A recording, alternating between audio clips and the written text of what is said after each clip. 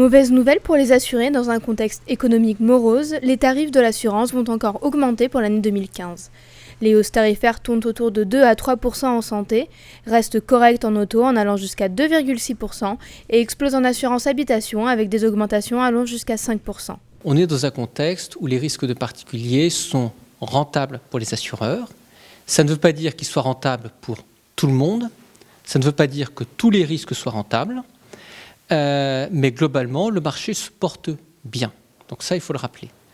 Deuxième chose, on est dans un contexte de crise économique avec problématique de pouvoir d'achat des Français. Je rappelle que les fonctionnaires ne sont pas augmentés depuis plusieurs années.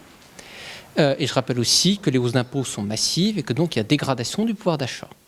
Alors, dans ce contexte, les assureurs ne peuvent pas faire passer des hausses de 5 ou de 7%. Ça me semble complètement irréaliste. Qu'est-ce que nous voyons en automobile ? En automobile, le marché a de très bons résultats techniques. Notre vision, c'est qu'on aura une baisse de tarifs, voire une stabilité de prix pour une partie des contrats en portefeuille. Ça ne m'étonnerait pas que certains assureurs annoncent du moins 2% pour certains contrats qui le justifient. Les clients qui sont là depuis très longtemps, très fidèles, avec un bonus 50%, à mon avis, devraient avoir des baisses de tarifs. Pour le gros des portefeuilles automobiles, de notre point de vue, on sera sur des niveaux de hausse entre 0 et 2%.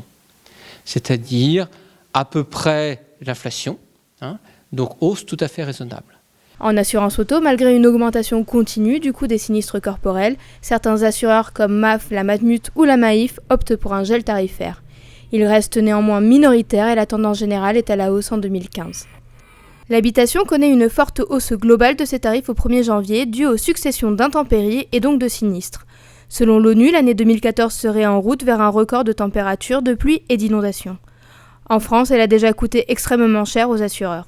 Les assureurs doivent néanmoins limiter leur hausse tarifaire, notamment avec la probable promulgation de la loi Hamon début janvier 2015, qui permettra aux assurés de résilier leur contrat à tout moment.